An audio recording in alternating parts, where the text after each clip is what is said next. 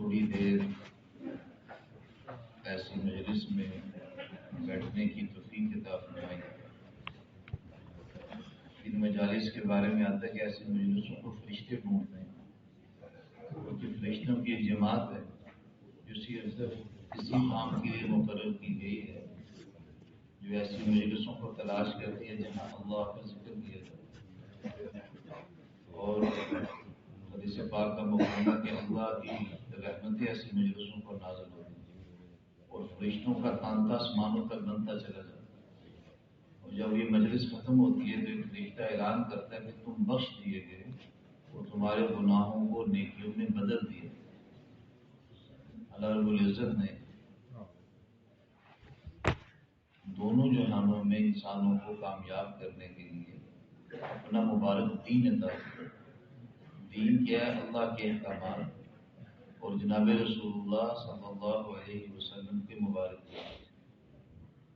دین زندگی میں ہوگا تو اللہ رب العزت دنیا کی مختصر زندگی میں بھی انسان کو کامیابی دیں گے، راحت دیں گے، چین، سکون، اطمینان اور برکتیں دیں گے۔ بلکہ اللہ کا وعدہ قرآن پاک میں کہ ہم اس کو حیاتاً طیبہ پاکیزہ زندگی دیں، اور پھر مرنے کے بعد جو قبر کی منزل ہے اس میں بھی اس کے ساتھ آسانی والا معاملہ ہوگا۔ پھر آخرت کی جو منزلیں شروع ہونے والی جس میں قیامت کا ایک دن جو 50,000 سال کا ہوگا اس میں بھی اس کے ساتھ آسانی والا معاملہ ہوگا، اور پھر ہمیشہ کی کامیابی والی جو جگہ جنت ہے رہنے کی، اللہ رب العزت اس میں داخل کرنا۔ اللہ نے اپنے بندوں کو کامیابی کے لیے مال ملک نہیں دیا بلکہ ایمان اور اعمال دیا۔ اس لیے جتنے انبیاء علیہ السلام دنیا میں تشریف لائے، سیدنا آدم علیہ السلام سے لے کر جناب رسول اللہ صلی اللہ علیہ وسلم تک کسی ایک بھی نبی علیہ السلام نے اس چیز کی محنت نہیں کی کہ لوگ دنیا کیسے حاصل کریں، لوگ کیسے اعلیٰ طریقے کی کھیتی باڑی کرتے ہیں، لوگ کیسے اعلیٰ طریقے کی جو ہے وہ صنعت و حرفت کر لیں، لوگ کیسے اعلیٰ طریقے کی تجارت کر لیں۔ ایک بھی نبی سے یہ بات نہیں آتی، نہ یہ ثابت ہے کہ کسی نبی نے آ کے لوگوں کو دنیا میں رہنے کے طریقے سکھائے کہ دنیا میں کیسے جییں۔ ہر نبی نے آ کے اپنی امت کو آخرت کا جہاں بتایا اور آخرت کی تیاری پر ڈالا اور آخرت کے لیے تیار کیا۔ اللہ رب العزت نے انسان کو دو چیزوں کا مجموعہ بنایا، ایک اس کا جسم اور ایک اس کی روح ہے۔ جسم اللہ نے بنایا مٹی سے، جسم اللہ نے مٹی سے بنایا۔ اچھا، اس کی جتنی ضرورتیں ہیں، اس کا خوراک ہے، یہ سب اللہ نے مٹی میں رکھی، اسی کی محنت میں لگا رہتا ہے، اسی کی طرف یہ کھینچتا ہے، اسی کی طرف اس کا ملان ہوتا ہے، اور جب انسان کو موت آتی ہے تو اسی مٹی میں دفن کر دیا جاتا ہے۔ اس کے اندر جو حقیقی چیز ہے جس کے بارے میں قرآن پاک میں آتا ہے نا کہ اللہ فرماتے ہیں کہ روح جو ہے یہ اللہ کا امر ہے، روح اللہ کا امر ہے۔ روح اللہ نے ایک حقیقی چیز ہے جو انسان کے جسم میں ڈالی، یہ روح آسمانوں سے آئی، اس کی خوراک بھی آسمانوں سے آتی ہے، اور جب انسان کے جسم سے نکلتی ہے تو کہاں جاتی ہے؟ آسمانوں کی سے۔ تو جسم کی اپنی ضرورت ہے، روح کی اپنی ضرورت ہے۔ جب بچہ پیدا ہوتا ہے، جو ہی بچہ ماں کے پیٹ سے باہر آتا ہے تو مسلمان بچے کے لیے کیا حکم ہے؟ سب سے پہلے اس کو کس چیز کی خوراک دی جائے؟ جسم کی نہیں، نہ تو یہ حکم ہے اس کو ماں فوراً دودھ پلائے، بچہ پیدا ہو گیا اس کو دودھ پلاؤ، نہ یہ حکم ہے کہ اس کو جو ہے نا اس کی تحریک جسے ہم عام زبان کو کہتے ہیں مڑتی، کہ اس کو وہ شہد چٹایا جائے، یہ نہیں۔ سب سے پہلی آواز یہ بچہ جو اس دنیا میں آتے ہی ماں کے پیٹ سے نکل کے سنے وہ اللہ کی آواز سنے، دعوت کے بول سنے۔ کیا؟ دائیں کان میں آذان، اللہ اکبر، اللہ اللہ اکبر، اللہ اکبر، اسے دعوت سنوائی، یہ اس کی روح کی خوراک ہے۔ بائیں کان میں اقامت دیتی۔ اب یہ روح کی دعوت کے وہ جب آتا ہے حدیث پاک کا مفہوم ہے، جب اذان ہوتی ہے تو شیطان ہوا خارج کرتا ہوا بھاگ جاتا ہے، شیطان دعوت کے قریب نہیں آتا، دعوت سے ڈرتا ہے، اور کسی چیز سے شیطان نہیں ڈرتا، اور وہاں تک بھاگ جاتا ہے جہاں تک اذان کی آواز جاتی ہے تاکہ اس کو آواز ہی نہ سنائی۔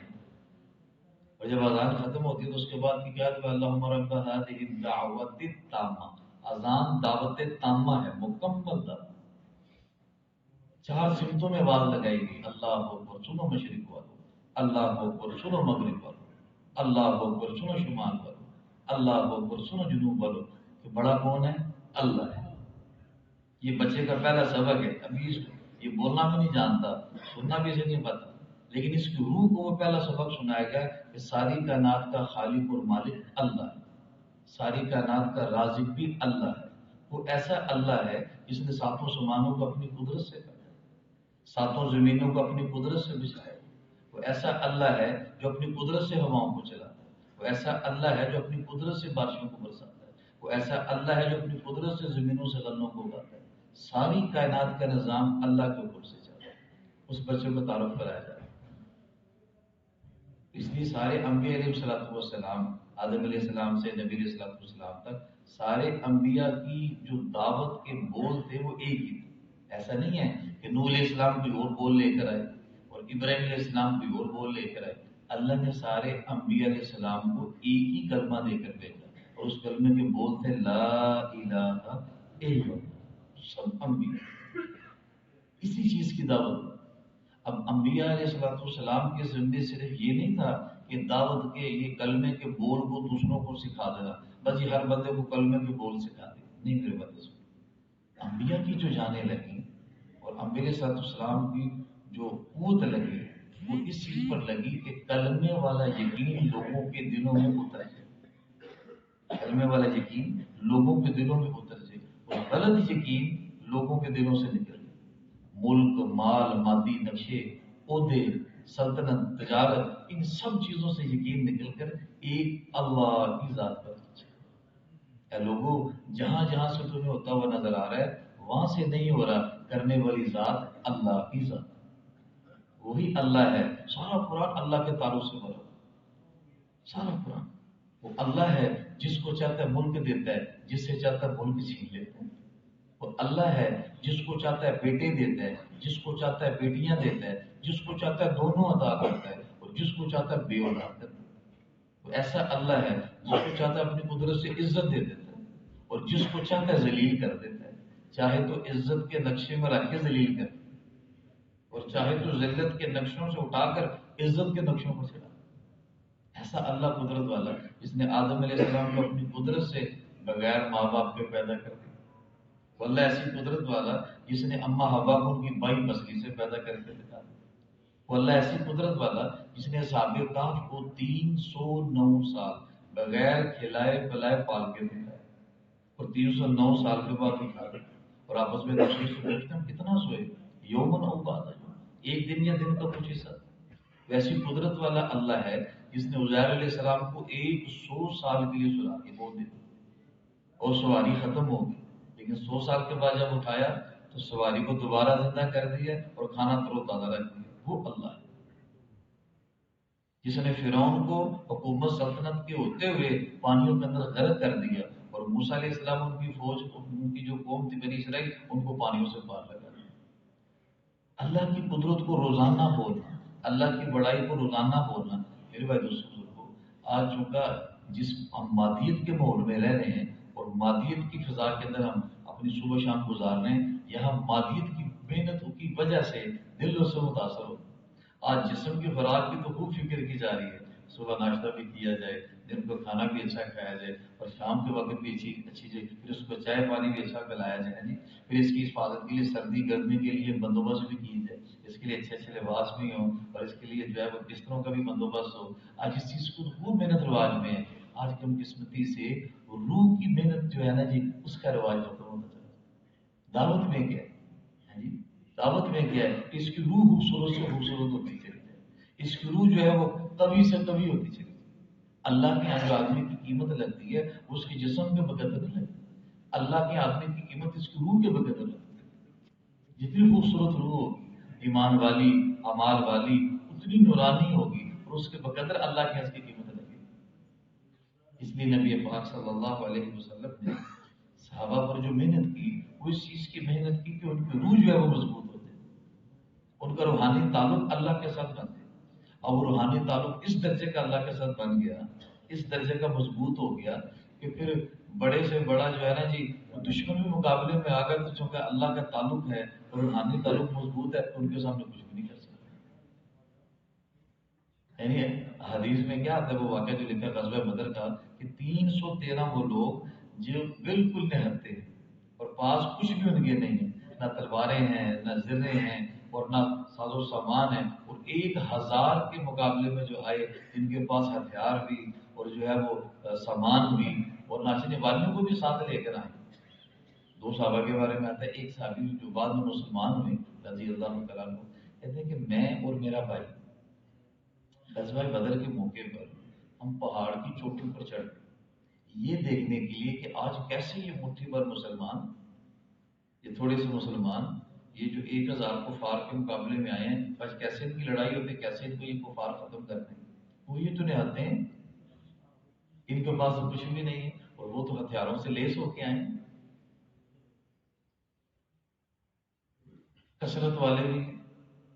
کہتے ہیں کہ ہم پہاڑ کے اوپر بیٹھے اس منظر کو میدان میں دیکھ رہے تھے، تھوڑی دیر گزری تو ہم نے بادلوں کے اندر سے گھوڑوں کے ہنہنانے کی آواز سنی اور وہ ایسی زبردست اور دہشت والی آواز تھی کہ میرا بھائی اس خوف کو برداشت نہیں کر سکا، اس کی وہیں جان نکلی، وہ وہیں مر گیا اس دہشت میں.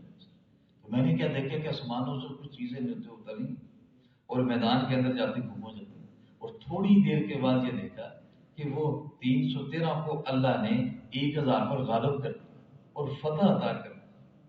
اللہ ساتھ تھے میرے بھائی. عباس علم کے بارے میں آتا ہے کہ ایک چھوٹی سی قد کے صحابی رسیوں میں زنجیروں میں باندھا ہوا ہے اور گھسیٹتے ہوئے لے کے آ رہے ہیں.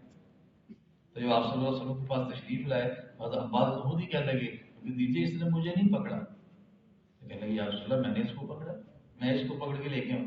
کہنے لگے نہیں نہیں یہ مجھے پکڑ سکتا ہے، میں اس کو ایک ہاتھ لگاؤں تو یہ بیٹھ جائے. اس نے مجھے نہیں پکڑا بلکہ مجھے جس نے پکڑ کے اس کے حوالے کی وہ تو مجھ سے بھی لمبا تھا، وہ تو مجھ سے بھی لمبا تھا، اس نے مجھے پکڑ کے اس کے حوالے کر دیا. حضرت عباس کے بارے میں آتا ہے کہ ان کا قد اتنا لمبا تھا کہ اگر گھوڑے پر بیٹھتے تھے تو ان کے پاؤں زمین پر لگتے اور آواز اتنی وہ کبھی تھی کہ ان کا ایک بات تھا جو 10-12 میل کے فاصلے پر تھا تو چھت پہ کھڑے ہو کے آواز دیتے تھے تو بعد میں غلام کو آواز چلی جاتی. اللہ نے فرشتے کے ذریعے ان کی مدد کر دی. میرے بات دوستوں کو صحابہ کی ساری تعریف اٹھا کے دیکھیں، واقعات ہم علماء کرام سے سنتے رہتے ہیں، ہر میدان میں اللہ ان کے ساتھ، ہر میدان میں اللہ ان کے ساتھ.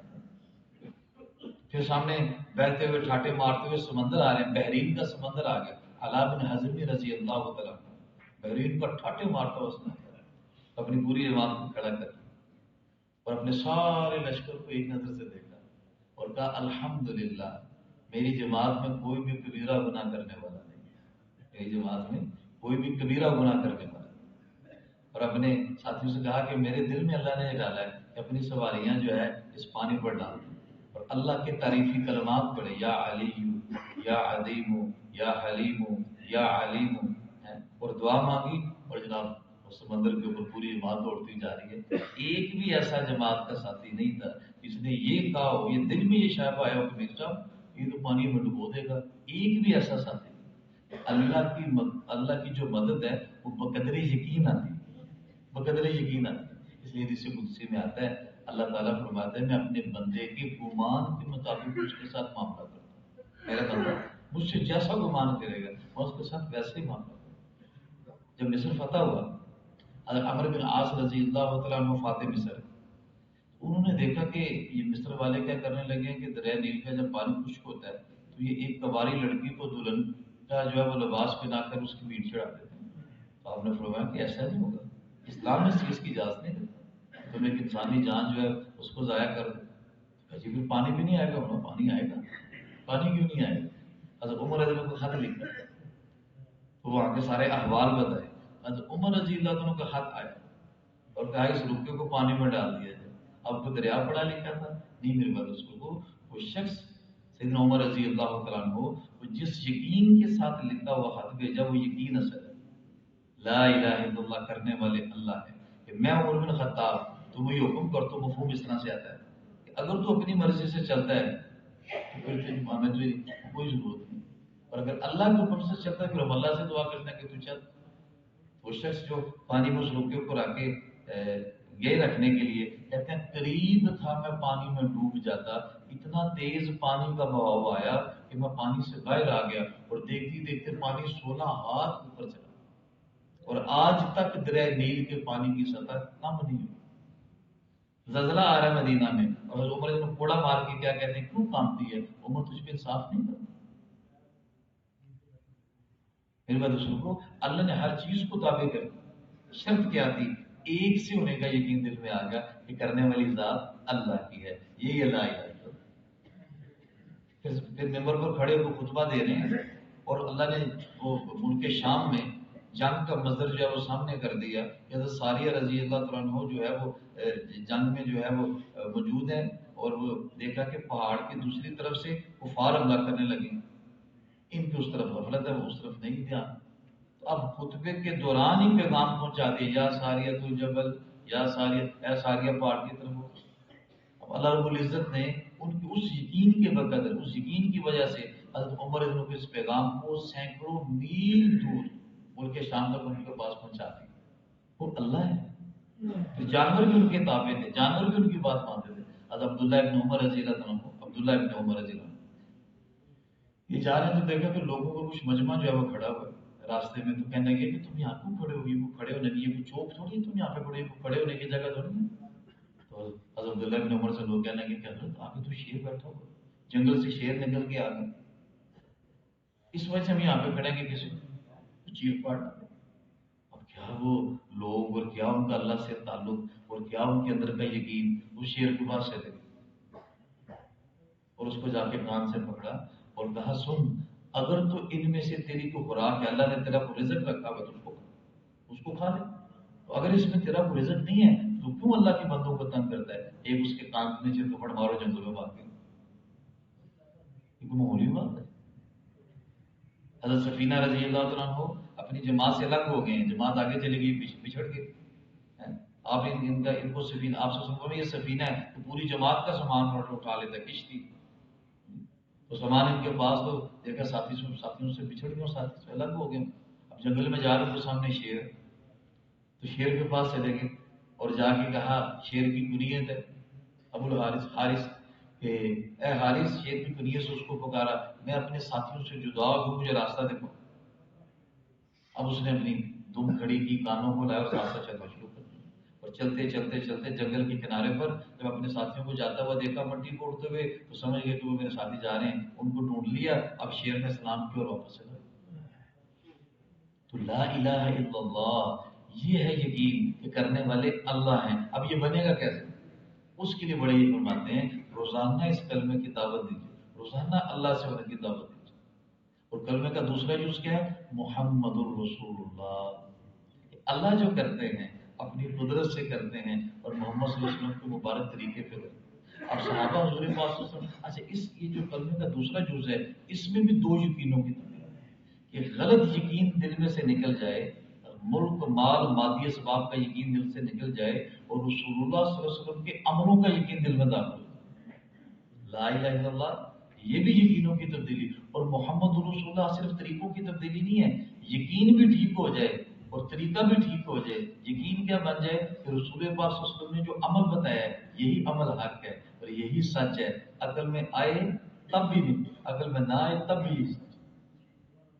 ایک صحابہ یا رسول اللہ تنگ دستی بہت ہے، تنگ دستی بہت ہے، تو آپ نے فرمایا باوضو رہا کر، اللہ تیری تنگ دستی دور کر۔ اکثر وہ واقعہ آتا ہے، انس جو تھے رضی اللہ تعالیٰ عنہ، ان کے بارے میں آتا ہے کہ حجاج بن یوسف نے اپنی فوج کو دوڑایا ہوا تھا کہ ان کو پکڑ کے جہاں پر ملے ان کو جس ساتھ میں گرفتار کر کے لے کے آ جائے۔ تو اپنے گھر کے دروازے کے باہر بیٹھے اپنے کرتے سے جوئیں نکال رہے تھے، تو صفائی پہنچ گئی اور کہا کہ امیر نے بلایا۔ کہنے لگے کس امیر نے؟ کہ جو امیر ہے حجاج۔ کہنے لگے میں اس کو امیر نہیں مانتا۔ جی آپ ہمارے ساتھ تشریف لے چلیں، وہ بلا رہے ہیں، آپ بھی آگے سے بات نہ کریں۔ پکڑا اور لے کر چلے، حجاج بن یوسف کے سامنے کھڑا کر دیا۔ اب اتنی مشقت و تودوں کے بعد ایک شخص کو پکڑ کے جب لے کر آئے، ملا، کہنے لگے تو جانتا کہ میں تجھے یہاں پر کیوں بلایا؟ کہنے لگے کہ نہیں میں نہیں جانتا۔ کہنے لگے میں نے تجھے قتل کرنے کے لیے بلایا اور میں تجھے قتل کر دوں۔ حجاج بن یوسف کو حضرت انس رضی اللہ عنہ فرمانے لگے اگر میں یہ جانتا، اگر مجھے یہ پتا ہوتا کہ زندگی اور موت کا مالک تو ہے تو میں اللہ کو چھوڑ کے تیری عبادت میں لگا۔ زندگی اور موت کا مالک تو نہیں ہے بلکہ زندگی اور موت کا مالک تو اللہ ہے، اور تو قتل کا سوچتا ہے، تو میرا ایک بال بھی باقی نہیں کر سکتا۔ میں نے رسول اللہ صلی اللہ علیہ وسلم سے ایک دعا سیکھی ہے، اور مجھے رسول اللہ صلی اللہ علیہ وسلم نے فرمایا جو شخص بھی یہ دعا پڑھ لے گا اس کی جان مال سب اللہ کی حفاظت میں آ جائے، تو میرا کچھ بھی بگاڑ نہیں کرتا۔ اچھا یہ بات سنتی ایک دم وہاں نکل گئی، کہنے لگے اچھا چل میں تجھے قتل نہیں کرتا، تو مجھے بھی وہ دعا سکھا، مجھے بھی وہ دعا سکھا۔ کہنے کہ تو اس کا اہل نہیں کہ تجھے وہ دعا سکھا، تو اس کا اہل نہیں کہ تجھے وہ دعا سکھاؤں۔ تو اپنے سپاہیوں سے بولا اس کو چھوڑ دو جانے دو۔ جب وہ چلے گئے دربار کہنے لگے کہ بادشاہ کہ آپ نے اتنی مشکل سے یہ پکڑے آپ نے، اور اس کو جناب آپ نے چھوڑ بھی دیا اور جانے بھی دیا، یہ کیا معاملہ ہوا؟ حجاج بن یوسف کہنے لگا کہ جب میں ان سے بات کر رہا تھا تو ان کے کندھوں پر 2 شیر تھے اور وہ منہ کھولے میری طرف لگے تھے، اور مجھے لگا کہ اگر میں نے اس کو کچھ کیا تو یہ مجھے چیر پھاڑ دے، تو میں نے اس کو چھوڑ دیا۔ حضرت انس رضی اللہ عنہ نے اپنی انتقال سے پہلے اپنے خادم کے بارے میں بتایا بیٹے کو وہ دعا سکھائی جو کتابوں میں لکھا ہوا دعائے انس کے نام سے ملی۔ ابو درداء رضی اللہ کو 3 لوگ آ کے کہہ رہے ہیں کہ بر آگ لگ گئی آپ کا گھر جل گیا، کہنے کہ میرا گھر نہیں جل سکتا، میرا گھر نہیں جل سکتا، آگ میرے گھر کو نہیں جلا سکتی۔ چوتھے شخص نے آ کے کہا کہ آگ تو آپ کے شرارے تو بہت بلند تھے لیکن جو ہی آگ آپ کے گھر کے قریب پہنچی آگ بجھ گئی۔ ابو درداء سمجھ نہیں آ رہی کس بات پہ رہا ہوں، اس بات پہ حیران ہوں کہ آگ نے آپ کے گھر کو نہیں جلایا، یا اس بات پہ حیران ہوں کہ آپ اتنی تسلی سے بیٹھے ہیں کہ میرے گھر کو آگ نہیں جلا سکتی۔ تو آپ نے فرمایا مجھے رسول پاک صلی اللہ علیہ وسلم نے دعا سکھائی، اور آپ نے فرمایا کہ جو شخص اس دعا کو یقین کے ساتھ پڑھ لے گا اس کو کوئی بھی کسی قسم کا نقصان نہیں ہوگا، اس کا کسی قسم کا کوئی حادثہ نہیں آئے گا، حادثہ نہیں ہوگا۔ تو میں نے وہ دعا پڑھ لی تھی، مجھے معلوم تھا کہ میرا کسی قسم کا کوئی نقصان نہیں ہو سکتا۔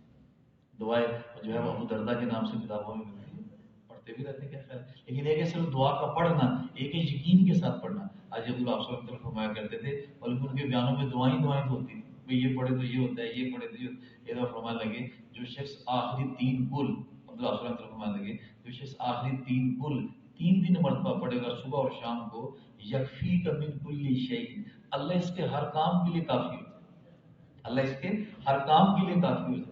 میرے بعد اس کو دل میں یہ بات اتر جائے کہ محمد صلی اللہ علیہ وسلم والا بتایا وہ عمل میں نے کر لیا، بس اب میں مطمئن ہوں۔ جس نے صبح کو سورہ یاسین پڑھ لی اس کی ساری دن کی حاجتیں اللہ نے اپنے ذمے لے لی، میں اس کی حاجتیں پوری۔ جس نے صبح کی نماز فجر کی نماز با جماعت ادا کر لی یہ اللہ کے ذمے آ گیا، یہ اللہ کے ذمے آ گیا۔ اور کیا فرمایا یا ابن آدم تو دن کے شروع میں 4 رکعتوں سے عاجز نہ بن، 4 رکعتوں سے عاجز نہ بن، میں سارا دن تیرے کاموں میں تیری کفایت کروں گا۔ یعنی سارے دن میں اللہ ہمارے کاموں کے لیے کافی ہو جائے۔ تو میرے بات دوستوں کو جب اللہ جس کام کے لیے کافی ہو جائے پھر اس میں کسی کی حاجت باقی نہیں رہتی۔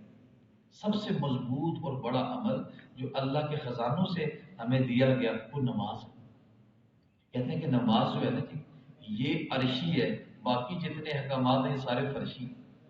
نماز کو اللہ رب العزت نے اپنے محبوب کو اپنے پاس بلایا اور اس امت کے لیے تحفہ دن تھا، ملی 50 تھی 5 رہ گئی، لیکن کیا آ گیا کہ میرے نبی آپ کی امت پڑھے گی 5 نمازیں، ہم اس کو اجر دیں گے 50 کے اوپر۔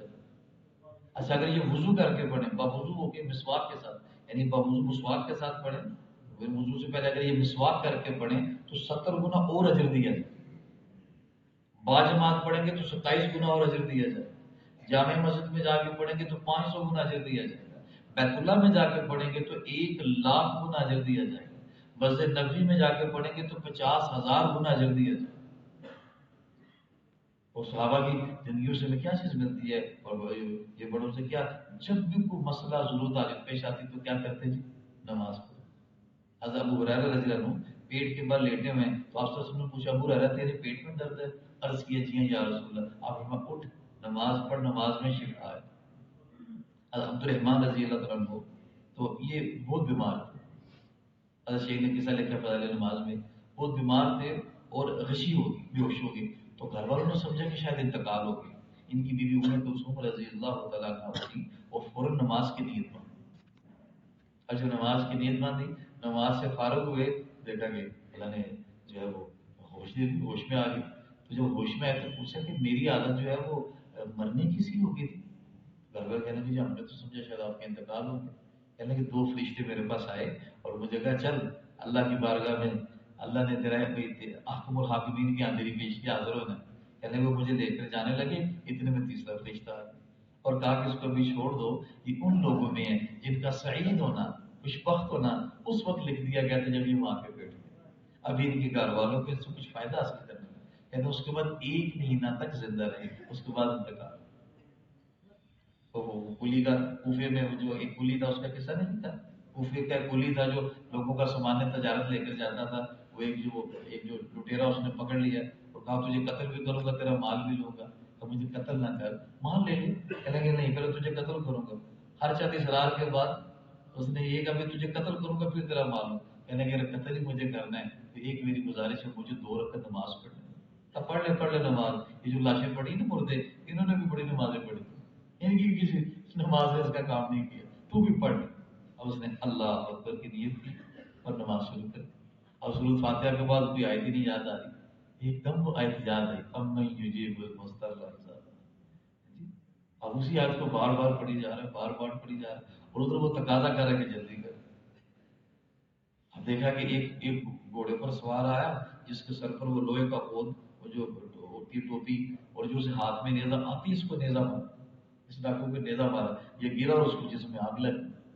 جب یہ جانے لگا تو یہ نماز سے سلام پھیر کے کہا تو کون ہے، تو کون ہے، مجھے بتاتا تو جا کہ کہاں سے آیا۔ کہا کہ میں اس آیت کا غلام ہوں، میں اس آیت کا غلام ہوں۔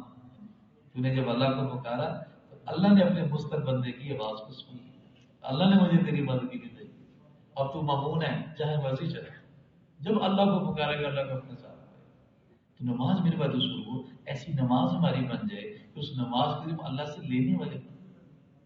اچھا ایک ہے ہماری نماز جو ہم پڑھتے ہیں، اس نماز پر اللہ کی وہ مدد نہیں ہے، وہ تو صحابہ والی نماز ہے، اس درجے کی نماز تک جانے کے لیے محنت شروع کر۔ جب محنت کرتے کرتے کرتے کرتے اس درجے پر نماز جائے گی، پھر میرے بات کو ہمارے سارے کام نماز سے بنے۔ حیات صحابہ میں قصہ لکھا ہوا ہے، ایک صحابی تھے رضی اللہ تعالیٰ عنہ، تو وہ جو جیل میں قید تھے، تو ان کو روزانہ ضرورت کے لیے ایک برتن یا ایک پیالہ پانی دیا جاتا تھا، ایک گلاس۔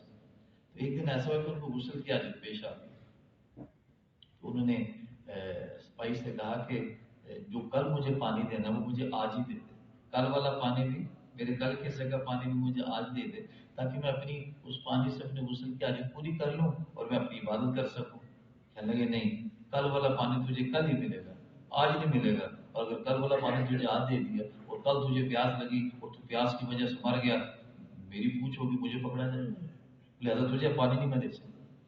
کیسا اللہ سے قلبی تعلق ہے، اور کیسا اللہ کے ساتھ دھیان ہے، اور کیسا اللہ پر یقین ہے۔ کہتے ہیں اللہ کی طرف متوجہ ہوئے تو باہر سے بادل کا ایک ٹکڑا چلا اور ان کی جہاں وہ قید تھے ان کے سر پہ آ کے برسنا شروع ہو برسا، اور اپنی غسل کی حاجت بھی اللہ نے پوری کر دی اور اپنی نماز میں عبادت میں مشغول ہو۔ یہ صرف ان کے ساتھ خاص نہیں تھا، میری بات اس کو جو اپنے یقین کو بنا لے گا، جو اپنے یقین پر محنت کر لے گا، اللہ کی مدد اس کے ساتھ ہو جائے۔ لیکن اب یہ اس کے لیے ضرورت کیا ہے کہ ہم اس کی مشق روزانہ کریں، اس کی مشق روزانہ کریں، صحیح علم کو ہم سیکھنے والے بنیں۔ صحیح علم کیا ہے کہ ہمارا ہر عمل حضور پاک صلی اللہ علیہ وسلم کی سنت کے مطابق ہو جائے۔ علماء کرام کے پاس کہتے ہیں علم 2 طرح کا، ایک فضائل کا، ایک مسائل کا۔ فضائل کا علم سیکھنا فضائل کے علم، فضائل کے علم سے پتہ چلے گا عمل پر کیا اجر ہے۔ جیسے حدیث پاک میں آتا ہے پیچھے آنے والے چند کلمات ایسے ہیں جن کا پڑھنے والا کبھی نام مراد نہیں ہوتا، جن کا پڑھنے والا کبھی نام مراد نہیں ہوتا۔ ہر فرض نماز کے بعد 33 دفعہ سبحان اللہ، 33 دفعہ الحمدللہ، 34 دفعہ اللہ اکبر، یہ پڑھنے والا کبھی نام مراد نہیں ہوگا، اللہ اس کی ہر مراد کو پورا کرے۔ جو شخص ہر فرض نماز کے بعد آیت الکرسی پڑھتا ہے، 2 انعام اللہ اس کو دے گے۔ کتنے انعام دیں گے؟ 2 انعام اللہ اس کو دے گے۔ پہلا انعام یہ ہے اس کے اور جنت میں صرف موت کا پردہ ہے، موت آتی جنت میں چلا جائے۔ اور دوسرا انعام یہ ہے اگلی نماز تک یہ اللہ کی حفاظت میں ہے۔ یہ ہے فضائل۔ اب فضائل کے رکوع میں بیٹھیں گے تو فضائل کا یقین آئے گا، فضائل کا شوق پیدا ہوگا۔ فضائل کا علم ہمیں پتہ چلے گا. اور دوسرا علم ہے مسائل کا. مسائل کے علم سے کیا پتہ چلتا ہے کہ عمل کو کیسے کرنا ہے.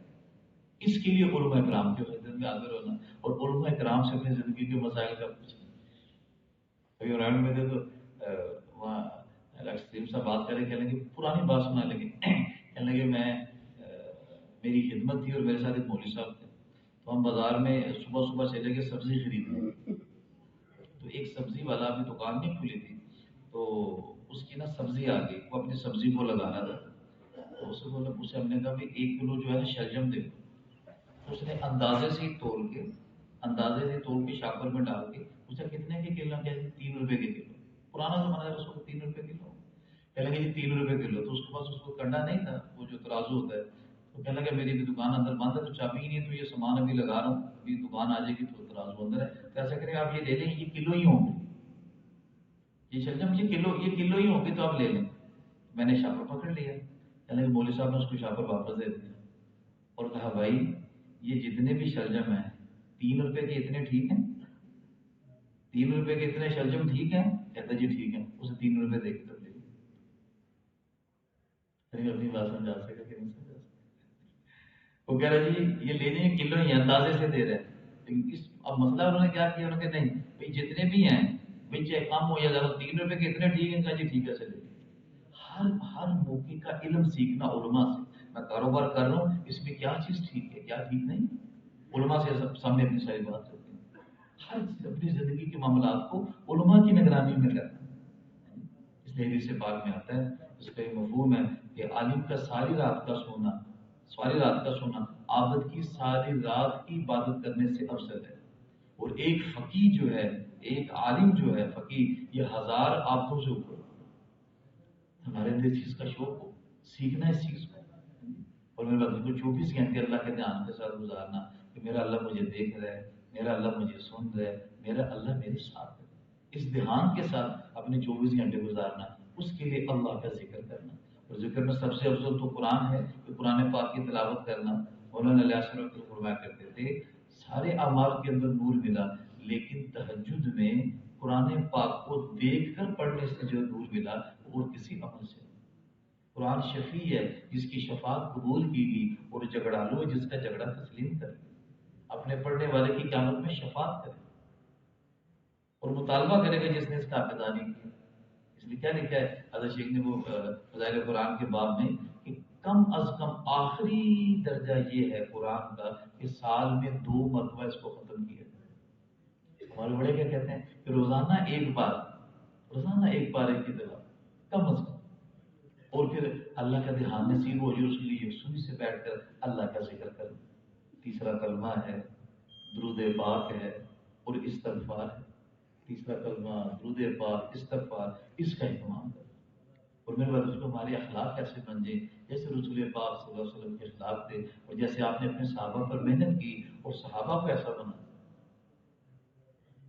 یہ جو ہے وہ ایک بڑی مجلس میں آ کے زید ابن سونا جو یہودیوں کا بڑا عالم تھا ترات کا، آپ کے گریبان کو پکڑ ہے اور حضرت عمر کو غصہ آتا ہے اور کہتے ہیں میں اس کی گردن اتار دوں گا. تو آپ نے کہا عمر اس کو کچھ مت کرو، ہم نے اس کا ادھار واپس دے دیا، تم اس کو لے جاؤ اور اس کا ادھار بھی واپس دو جو ہم نے سے ادھار لیا تھا. اور یہ جو تم نے سخت بات اس سے کی ہے اس کے بدلے میں اتنی 7 کھجوریں بھی حضرت اس کو لے گئے، اس کا ادھار دیا اور کہا یہ کھجوریں بھی لے لو. وہ کہنے کا عمر یہ کھجوریں کس وجہ سے دیتے ہو؟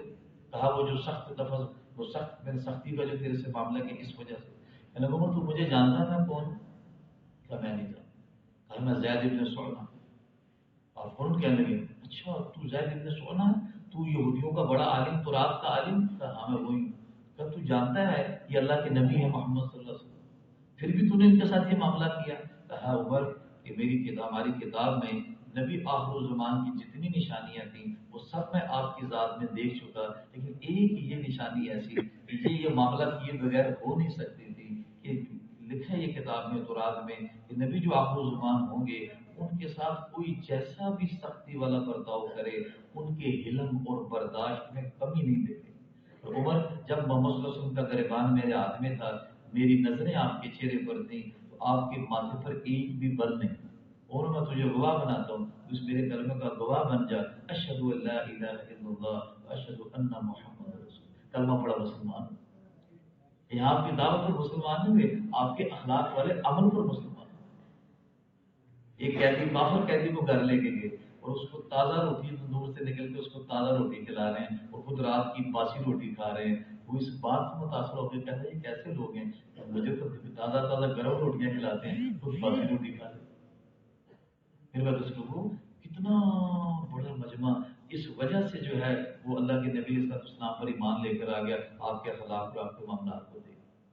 پھر صحابہ کے ساتھ بھی آتے وقت تابعین کی یہی چیز چلتی آ رہی ہے، لیکن اب یہ بنے اس کے لیے محنت سے نیت یہ ہوتی ہے اللہ تو راضی ہوتی ہے۔ کیوں؟ اگر بڑے سے بڑا عمل کیا اور نیت یہ بھی آ گئی تھوڑی سی بھی کہ بھائی وہ فلاں دیکھ لے، تو سارے عمل کے اوپر جو ہے وہ راستہ بڑے بڑے درجے والوں کو صرف اس وجہ سے جہنم میں پہلے پھینکا جائے گا نیت کی خلاف۔ اس کے فرمایا نیت جو ہے اخلاص یہ بندے اور اللہ کے درمیان راز ہے۔ وہ قصہ لکھا نا کتابوں میں کہ ایک کچھ 3 لوگ تھے سفر پہ جا رہے تھے، راستے میں بارش ہوئی تو غار میں چھپ گئے، پناہ لے لی، تو آگے بہت بڑا پتھر آ کے چٹان گر گیا۔ اب بڑی کود لگا رہے لیکن پتھر تو ہٹ ہی نہیں رہا۔ اب بڑی کوشش کے بعد جب دیکھا تو یہ پتھر تو اٹھنے والا نہیں ہے۔ اب جب جان کے لالے بڑھ گئے، آپس میں مشورہ کیا کیا کریں، یہ تو مصیبت ٹلتی نہیں۔ کس نے کہا ایسا کرو، اگر کوئی زندگی میں ایسا عمل ہے جو اللہ کے لیے کیا اس عمل کو اللہ کے یہاں پیش کرو، شاید اللہ کے ہمارا مقام بن جائے، اس مصیبت سے خلاصی ہو جائے۔ تو تینوں نے اپنے اپنے عمل کو پیش کیا، سنتے رہتے ہیں قصہ، تفسیر میں بھی جانے کے بعد تینوں نے اپنے اپنے عمل کو پیش کیا اور اس عمل کی اخلاص والے عمل کی برکت سے پتھر ہٹ گیا اور ان کی خلاصی ہوگی وہاں سے۔ اخلاص ایسی چیز ہے، اخلاص والے ہدایت کے چراغ ہیں، اللہ ان سے بڑے بڑے فتنے دور کرتے ہیں۔ میرے بھائی یہ ساری وہ صفات ہیں جن صفات سے نبی صلی اللہ علیہ وسلم نے اپنے صحابہ کو مزین، صحیح یقین اور اللہ کے تعلق والی نماز، خوشی موضوع والی اللہ کے دھیان والی نماز، اللہ کی مددوں کو اتارنے والی نماز، صحیح علم اور اللہ کے دھیان والا ذکر، اور میرے اخلاق اچھے ہو جائیں اور میرے اندر اخلاص جیسی دولت آ جائے، یہ ساری صفات ہمارے اندر آئیں گی کیسے؟ اس کے لیے محنت ہے، اس کے لیے یہ دعوت والی محنت ہے جو رسول پاک صلی اللہ علیہ وسلم نے اپنے صحابہ کے اوپر کی، اور یہی صفات کو لے کے صحابہ پھر پوری دنیا میں پھیلے، اور جہاں جہاں یہ پھیلتے گئے جاتے گئے وہاں وہاں جو ہے وہ اسلام آتا گیا، لوگ بدلتے۔ یہ جتنا افریقہ کے اوپر کا علاقہ ہے، یہ افریقہ کا علاقہ، یہ مراکش ہے، یہ تیونس ہے، یہ سارے اوپر کے علاقے نیچے، تو یہاں کی زبان عربی نہیں تھی، لیکن صحابہ یہاں پھرے ہیں، یہاں سے اپنی زندگی لے کے گزرے ہیں، ان کی زبان بھی بدل گئی، ان کا رہن سہن بھی بدل گیا، ان کی ساری زندگی بدل گئی صحابہ کے طور طریقے۔ دائی کی یہ خاصیت ہے، خوشبو والا جہاں جائے گا اس سے خوشبو پھیلے۔ حضرت اللہ صلی اللہ علیہ وسلم فرمایا کرتے تھے سورج کا کام ہے روشنی دینا، جب سورج نکلتا ہے سارے اندھیرے ختم ہو جائے، سارے اندھیرے ختم ہو جائے۔ دائی کو اللہ نے ہدایت کا سورج بنایا، جہاں نکلے گا اللہ اس کی وجہ سے ساری ضرورتیں ختم کر دے گا، سارے باتوں کو ختم کر دے گا۔ اور صحابہ کو آپ صلی اللہ علیہ وسلم نے اسی بنیاد پر تیار کیا کہ صحابہ اللہ کے نبی کا پیغام لے کے پوری دنیا میں پھیلے، چاہے وہ بوڑھے ہیں تو بڑھاپا ان کے لیے رکاوٹ نہیں ہے کہ اللہ کے راستے میں کیسے جائیں۔ ابو ایوب انصاری کی مثال ہمارے سامنے، چاہے کام سے معذور ہے عمر بن جمور رضی اللہ عنہ تو وہ معذوری اللہ کے راستے میں جانے سے رکاوٹ نہیں بن رہی، چاہے وہ بچے ہیں حضرت عمیر بن نبی وقاص رضی اللہ عنہ تو ان کا بچپنا اللہ کے راستے میں جانے سے رکاوٹ نہیں بن رہا کہ میں چھوٹا ہوں تو کیا کروں، بلکہ وہاں تو کشتیاں آپس میں کی جا رہی ہیں کہ بھائی چلے جاؤ، کہ میں چلا جاؤں میں چلا۔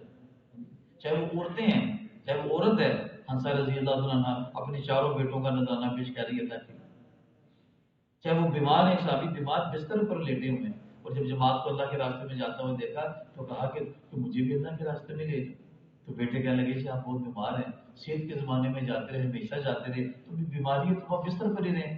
کہنے لگے کہ ایسی بری بات ہے کہ میرے بیٹے تو اللہ کے راستے میں جائیں، میرے ساتھی تو اللہ کے راستے میں جائیں، اور میں یہاں بڑا بستر میں بیٹھتا ہوں تو دیکھتا ہوں، مجھے بھی اللہ کے راستے میں لے کے چلے۔ کہتا ہوں کہ ان کو بستر سمیت اٹھا لیا اور اللہ کے راستے میں لے کر کے وہیں ان کا انتقال ہو گیا۔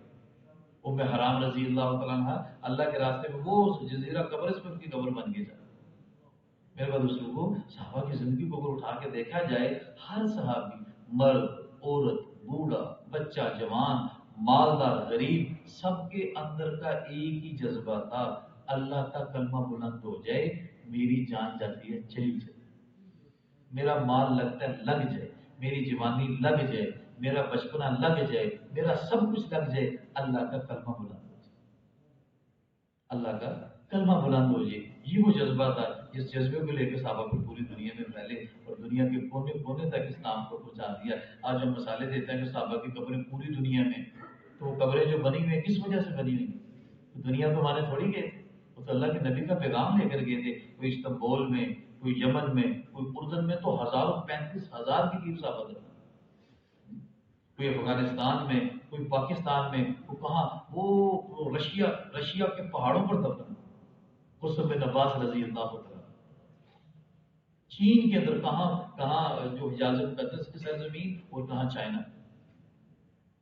اندر کا ایک جذبہ کہ اللہ کے نبی کام جو ہمارے ذمہ لگا کے گئے ہیں اس کام کو پوری دنیا میں بتا۔ اس لیے آتا نا کہ جب آپ صلی اللہ علیہ وسلم کا وصال ہو گیا، حضرت بلال حبشی رضی اللہ عنہ نے آپ کے وصال کے بعد جو پہلی اذان دی، آپ کے وصال کے بعد جو پہلی اذان دی، حضرت بلال اذان دے تو جب یہاں پر پہنچے اشہد ان محمد، تو جب محمد کیا کہتے تھے، محمد اشہد ان محمد رسول اللہ، تو آپ کا چہرہ سامنے ہوتا تھا، تو جب محمد تک پہنچے اور دیکھا کہ آپ کا چہرہ سامنے نہیں ہے تو گر گئے اور رونا شروع کر دیا۔ تو قسم کھا لی آج کے بعد بلال آزان نہیں تھے۔ حضرت ابو بکر کے پاس چلے گئے اور کہا امیر المومنین بلال کا اب یہاں دل نہیں لگتا، اب یہاں دل نہیں لگتا، آپ مجھے اللہ کے راستے میں ملے، میں اللہ کے راستے میں چلا جاؤں۔ تو اللہ کے راستے میں روانہ کر دیا، 6 مہینے تک نہیں واپس آئے۔ کہتے ہیں ایک دن ایسا ہوا، ایک رات ایسا ہوا کہ خواب میں آپ صلی اللہ علیہ وسلم کی زیارت ہوئی۔ آپ نے کہا بلال بڑا ظلم ہے، یہ کیا ظلم ہے، ہمارے پاس آتے ہی نہیں، ہمارے پاس آتے ہی نہیں۔ کہتے ہیں جب آنکھ کھلی تو دوڑ لگا دی مدینہ کی طرف، اس خیال سے کہ اللہ کے نبی مجھے بلا رہے ہیں، یہ بولی گئے کہ آپ دنیا سے پردہ فرما دیں۔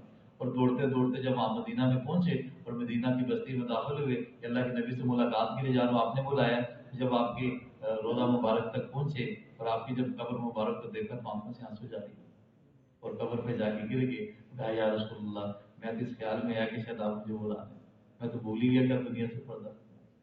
کہتے ہیں جب لوگوں نے دیکھا کہ بلال آ گئے ہیں، بلال سے گزارش کی جائے کہ یہ اذان دے دیں، کس نے کہا یہ تو اذان نہیں دیں گے، میں تو قسم کھا لی۔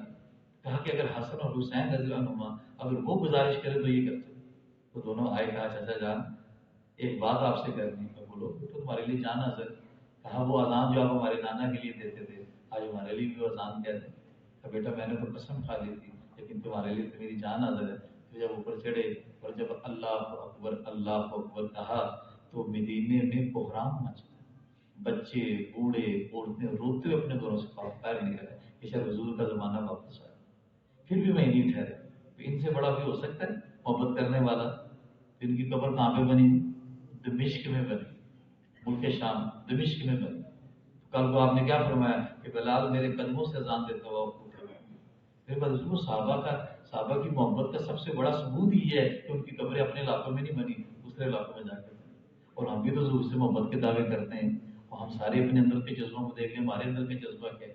مومن کا جذبہ تو یہ ہوتا ہے کہ میں اللہ کے راستے میں چلا، اور اللہ کے راستے میں موت تو آنی ہے، بستر پر آئے گی، حادثے میں آئے گی، کسی بیماری میں آئے گی، ایک درجہ یہ ہے اللہ کے راستے میں آئے گی۔ ابھی ہمارے پاس پچھلے ہفتے وہ جماعت آئی تھی، انڈونیشیا کے مہمان تھے، انڈونیشیا سے آئے ہوئے، صبح تجد کے وقت ہوتے، تھوڑی سی طبیعت خراب ہوئی، ہاتھوں میں ان کے انتقال ہو۔ اب بتاؤ اب کہاں جس پاک میں جس کا جہاں انتقال ہو، اللہ کے راستے میں نکل کر اس کے گھر سے لے کر وہاں تک اللہ اس کو بے جوڑ موتی کا محل عطا کرے، بے جوڑ موتی کا۔ تو سارے تیار ہیں اس کے لیے انشاءاللہ تعالیٰ، اس کے لیے لگانا پڑے گا۔ 4 مہینے تو پہلا قدم ہے کہ 4 مہینے لگا کر پوری دنیا میں جائیں۔ 4 مہینے وہ دروازہ ہے جس دروازے سے آپ داخل ہو کر دنیا کے دوسرے ملکوں تک پہنچتے ہیں۔ جن کے 4 مہینے نہیں لگے تو وہ تو نیت کریں کہ فوراً